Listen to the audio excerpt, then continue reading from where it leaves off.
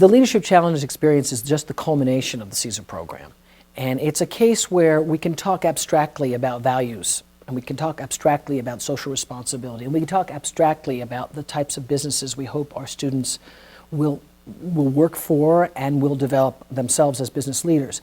But what's great about Leadership Challenges is that it really brings a very, very heavy dose of reality. The person who's actually experienced it is there, and it's a real story with real consequences. Many lives are affected by the decisions that these executives have made, and it is a wonderful experience for these students to really get down and dirty with a real story. The other thing about the Leadership Challenges experience is we want to demystify the idea of being an executive. You know, our kids look up to these successful executives and want to be just like them. And we want them to know that they can aspire to the very greatness that they see in the leaders who come and speak to them. The dilemmas that are presented in the class range from issues like you have a top performer who also is potentially guilty of sexual harassment. How do you handle a top performer when you have some issues with their behavior outside of the business context? That would be a smaller one. Or you know your board is going to demand that you have layoffs. How do you resist that as a public company? We've also had dilemmas that have been career-changing where an executive has been asked to do something with which he or she disagrees and has a choice of essentially standing up for what he or she believes in or complying with something that won't pass the pillow test at night, which is I can't do this and live with myself. They have struggled with the dilemmas that they've faced, and many of them find that it's a very purging experience to be able to talk about their dilemma, and they love the reactions that they get from the students and as well as the suggestions. And some of them have even taken the PowerPoints that the students have presented and shown them to their management team as an approach to have dealt with the situation they faced.